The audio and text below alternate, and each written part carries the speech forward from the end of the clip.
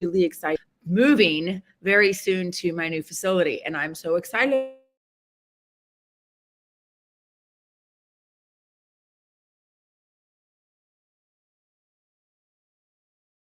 to be, because when you would think about, oh, well, I'm getting this new property and I'm going to be moving to new space and the horses are going to be back together, like, why would you be in a funk about that? Right.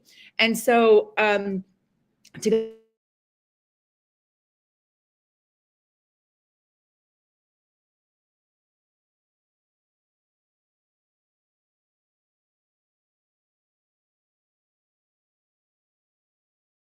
in on this, don't know why this has happened. Sometimes it's actually really interesting when you come into a space and you're like going through a something and you have something like even worse. Good morning. Good morning. Thank you for joining. If you're here, send me some hearts, send me some love. Let me know you're here. I'm here to support you today in getting out of a funk. And I was just talking about the fact that I've got this incredible property I'm getting ready to move to. We're going to be opening up to doing retreats and on-site programs. I have an incredible new assistant coming here. Wow, I'm starting to feel better already. So when you get into a funk, which we all do, I even woke up a little bit that way this morning because I have a lot on my plate. And you got to ask yourself, what are the patterns that you notice that put you in a funk? And for me, it's when I have a lot of different things that could actually put me in a funk. But you want to think about it because we're all human and we're all going to go there. We're all going to have that opportunity to get out of a funk. Right now, I'm on a deadline, and deadlines don't do so great for me because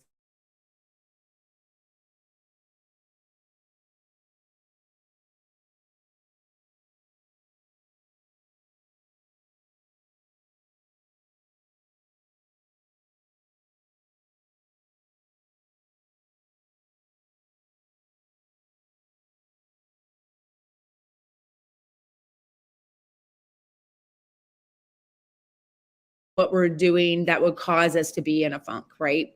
And for me, it's when I'm around people that tell me they're going to do things and they don't do it when they say they're going to do it, or they aren't updating me, or they're not giving me information that I feel would be useful for my peace of mind. And I'm really, coming through to a place where it's like, are you allowing the triggers of other people to put you in a funk? Are you allowing what other people's behavior is? So now, see, if even just as I'm talking about this, I'm like, no, I don't do that. But when it's you and the monkeys in your brain, and it's you and your head, when you get in your head, you're dead. If you've never heard that, it's like when you get in your head, you're dead. And I think about that when I'm out with the horses, because you cannot be that way. You can't be in your head around the horses, or you're going to be overthinking things. You're going to be projecting your value system onto someone else. And you're going to be internalizing all of these things to wonder why your horse or your person or whomever you're dealing with isn't doing what you want them to do. Right? Now, if they've agreed to it, and I had a conversation about this yesterday, if they have agreed to doing a something and they decide to do a something different, then that's on them. And then you have to decide whether or not that's a boundary for you. And if those are the kinds of things like that, that probably puts me in a funk faster than anything, is having somebody say they're going to do something in a certain timeline or in a certain way, and they don't, because I plan all my other stuff around that, around what they told me, if I feel like they're a trustworthy individual, right? And now things change and all that sort of stuff. But at the same time, if things change, wouldn't it be nice for you to get that information? Have you ever, now this is a big one for me too, guys, and I'm going to rant for just a moment, like get on the soapbox with me. If somebody is going to do something, meet you for coffee at 10 o'clock at Starbucks, or take an action that requires you to then take a follow-up action. And let's just stay with the I'm going to meet you at Starbucks analogy. They're going to meet you at Starbucks, right? And at 10 o'clock on Tuesday. Well, it's 8 o'clock on Tuesday morning, and you get up and you're like, I'm going to confirm with them. So you confirm, hey, looking forward to seeing you at 10 on, at Starbucks here in a couple of hours. And then you get a message back from them that says, oh, sorry, I can't make it. I have this other thing. Well, how long have they known about the other thing? Probably longer than between the time you texted them and the time they texted you back. And I think that is probably one of the rudest things that someone could do. Well, I'm gonna think a lot more rude things, but it's a pretty rude one for me because my standards are here when in my relationships with my friends, because I hold myself to that standard. Right. And so when you get into a place where you're like, people are not doing what you're hoping they'll do. You have people, things that are deadlines that are coming up that you aren't ready to meet. You have things that are happening that are out of your control. You have all of this stuff going on, and no wonder you're in a funk. Right. And so you start stacking all of those things on top of one another. Your friend dissed you for going to Starbucks and didn't even have the courtesy to tell you that something changed without you having to ask. Right? You can obviously tell that's a huge trigger for me. Like, if you're going to change something, tell me ahead of time. Don't make me wait. Don't wait for me to reach out to you so you can go, oh yeah, our thing. That's not as important as this other thing that I've known about for weeks that I should have told you about so we could have rescheduled without messing up your day. Oh yeah, that. Right? Or they tell you they're going to do something at a particular time and they don't. And they don't tell you that they did or didn't do it, didn't give you any information. And you're over here operating on the information that they've currently given you. And they're over here doing something totally different, not communicating that. And then all of the things that you prepared over here, that's counting on them doing what they said they're going to do over here, now all fall apart. So not only are they setting you up to not be there, then you have all of this work and effort and energy that you put into something that was going to have to plug. And then it all falls apart. Right? And then you go, you know what? That's it. I'm not trusting anybody. I'll just do it all myself. Well, you can't do that either. And so getting into those situations, could that put you in a funk? Putting yourself in a tough deadline. I'm talking about myself. I'm on a really tough deadline right now. And so I'm putting myself in a place where I'm like, ooh, what can I do to get out of this little spiral? Well, first off, it all comes down to being awake and aware, 100%, being awake and aware. And if you're on here, drop me a comment. Let me know that you're here. I want to say hello to you if you're watching. So put yourself in a place where you understand that what is it that put me here in the first place, right? And when you start stacking all of these negative things, that's the fastest way to get into a funk. Start stacking negativity. Wake up and start thinking about your problems. Wake up and start talking about what you have to do today, what your deadlines are, who's disappointing you, who's not talking to you, who's doing this, who canceled at Starbucks. Like all of those things that like get to you, that get under your skin. And they might be different for you than they are for me. Now you have a few little insights onto some of the areas of growth that I'm working on, right? Knowing who to trust. Knowing how far you can trust certain people. What is the fastest way to get into a funk? Start thinking about all the stuff you have to do that isn't getting done. Start thinking about all the things that you need that you don't have. Start thinking about all the things you should be doing that you're not doing. That's the fastest way to get into a funk. The fastest way to get out of a funk is give yourself half a second and say, I can take aligned action and I can get through this day. Now, we don't want to just get through days, although Mama said there'd be days like this, right? Today, that happens to be one of those days for me. I've got till 2 p.m. this afternoon to make some really, make some cool stuff happen. Now, am I capable of doing it all by myself? Maybe, but if I'm always only doing it all by myself and I'm not trusting someone or figuring out how to communicate with somebody that could potentially help me, then I'm limiting myself, because if I'm just going to just do everything myself, I'll stay this little solopreneur who has a cute little backyard horse and come and experience healing. It's going to be awesome. Like, that's great, but I want more. And I have a feeling a lot of you are out there, if you're watching this or you follow me, you want more too. So you have to figure out how to communicate with those people that are tough to communicate with. You have to get ahead of when somebody's going to cancel with you at 10 o'clock at Starbucks, right? And how often in your mind, now this is a really interesting one about how easy it is for you to get into a funk. How often do people show up and surprise you in a negative way? Meaning they didn't show up to go to the Starbucks thing. They said they were going to do something by 10 a.m. and they don't. Versus how many people surprise you in a positive way, meaning said they were going to do something at 10 a.m., but they do it at 9 a.m. They do it sooner instead of waiting till the last minute, right? And are you showing up in that way as well? Did you set yourself up to be in a position where you weren't doing things last minute? And are you holding yourself to that same standard, right? So when you go in there, good morning, say hello in the comments. Drop me a comment if you are here and this resonates with you. Do you allow yourself to get into a funk? So here, so I'm going to give you every day, you guys, 3 things, 1, 2, 3, sometimes 4 if you're lucky. So 3 things that you can do to get out of a funk. I want you to think of 3 things that you have that you've done or you've accomplished that you can be grateful or proud of, grateful for or proud of. Like go and just one little thing, and you can get angry about it if you want to, because this is a tough little, because you got to flip the switch. The merry-go-round is going 90-0 one direction. It's going to take a little time for it to slow down so it can go back the other way, right? So be gentle with yourself on this exercise. You start going, no, we're not going to make it. The deadline's coming and nobody's showing up and you're going to do it all by yourself. Okay, wait a second. Hang on. What's one thing we're doing well? What's one thing? I'm doing my live this morning.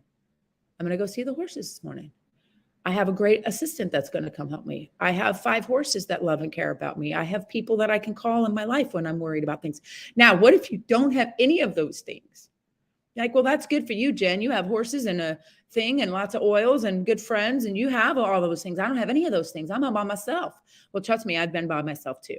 In fact, I've spent the last 10 years of my life on this sovereign journey of going deep inside myself and not spending very much time with people, really digging in deep. And one of the things I love, David Goggins said it best. He said, I'd rather be in a foxhole by myself than in a foxhole with somebody that's not going to show up to Starbucks and it's going to wait till last minute to cancel on you, says they're going to go and do things and stuff, and then they don't go do things and stuff. I'd rather be by myself in that foxhole until I can have a clear idea about who belongs in my foxhole with me. And if you don't have any of those people, guess what? You have source, capital S. You have God. You have your inside. You have your heart. And I am very, very lucky because I have my horses. Because I can go out and I can talk to my horses and they will tell me, look how emotional I get around when I talk about them. And each one of those horses will give me a different lesson, a different piece of information, and remind me how I need to show up for the people in my life. So that's number 1, slow down the merry-go-round. Just slow it down. We're not going to say you got to and then turn it. Like, it just doesn't happen like that. So just slow it down. Think of one thing you could be grateful for, and then do your best. See if you can't come up with something else. And then think of something else that you can be proud of. So what is something that a moment in time that brought you joy, or that you would like to have that could bring you joy? And then put yourself in a position where you can now think, oh, well, that brings me joy. Well, what else brings me joy? So that's number 1, slow down the momentum. Number 2, when you slow it down, you guess what? You're going to need to be still for a moment. Here's your physics lesson for this morning. When you throw a ball up in the air, it reaches the zenith, right? And there's a moment of suspension before it comes back down. That's the same with us. Get that going, then there's a moment of suspension, and then it can start going back the other way, and you can start taking aligned action. But that moment of suspension is called, in our world, and in this case, meditation. And if you don't know how to meditate, or you've never done it, I'd be happy to show you. I've been meditating for years, and everybody's like, I got to sit there for hours and think nothing, do nothing, say nothing.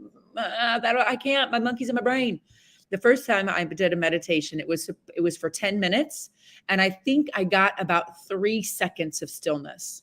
So again, remember the momentum of the carousel is going, going, going, going. You're like, okay, I've got it stopped. And now we're going to go back the other way. I need to get some stillness here. And I need to get some alignment and some decision about how I want to feel. Here we go. You guys know I'm going to be talking about how do you want to feel? It's the only thing you can control. You know, I've got this really I have a deadline this afternoon and it's coming. It's tick tock, right? So how do I go? All right. I can get worried and rushed, which would be totally understandable because as a small child, we were rushed and pushed and got to have it by this time. And if you didn't do by the time, that bad things happened in my house. Like there were bad things. And I'll never forget, there was a time when I think my brother took it, but it was a t-shirt from my brother's wrestling state wrestling championship that he had gotten, right? Good morning. And he had gotten this t-shirt and my dad had gotten me one as well, but I had lost it. I think my brother took it. I don't know. It's like a $10 t-shirt. And back in the 80s, that'd have been like, I don't know, nothing. It wasn't even about that. But if I didn't find that t-shirt by 5 o'clock, my dad was going to lay into me. And I won't go into all the gory details because it's not an appropriate space to do that on social media. But here we go. I now have a really tough time with deadlines because I didn't make that one. I never found the shirt. I spent the whole day crying, looking for that shirt. Well, nobody helped me look. And I did it all on my own. I think I'm like 7 or 8 years old. You know, and if I didn't find that shirt by 5 o'clock, bad things happened. Well, 5:01 came around, and I didn't have the shirt and bad things happened. Right?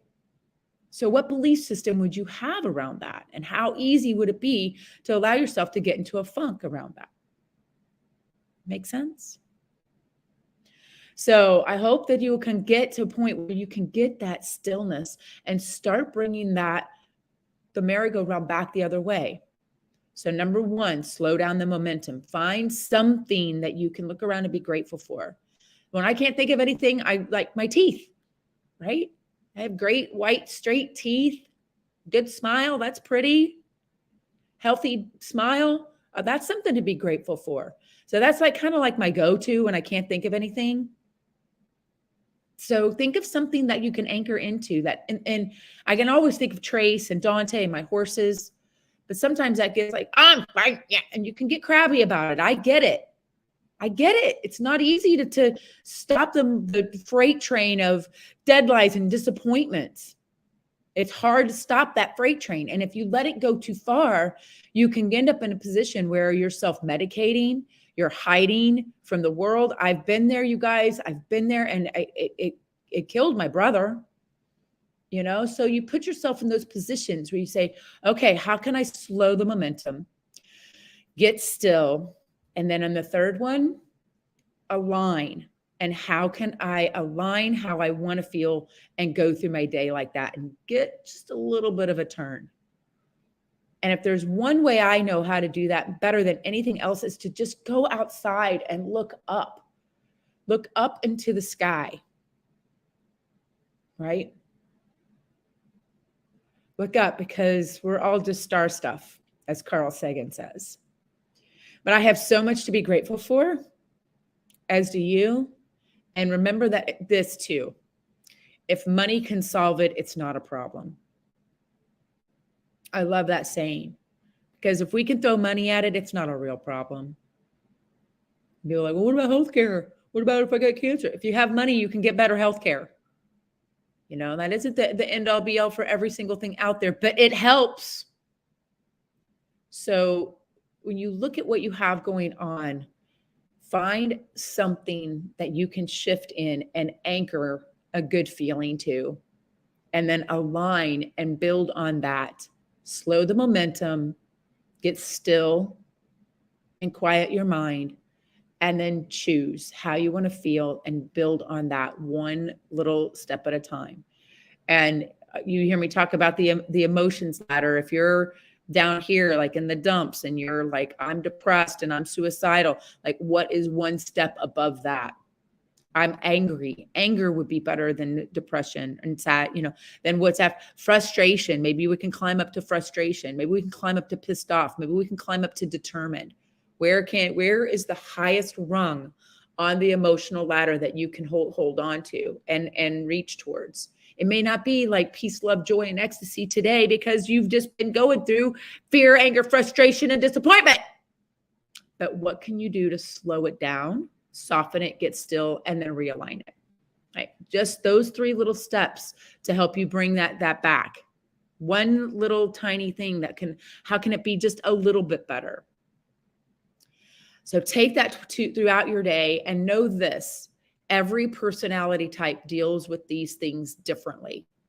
Whether you're a Dante, a Bella, a Trace, or a Maverick. Those are my 4 horses that I used for personality profiling, leadership training, and empowerment workshops. And my awesome weekend retreats that are coming up that are still on early bird. So if you want to go check that out and come and visit me live, work with my horses hands-on, and my new facility, all inclusive, it's a steal of a deal.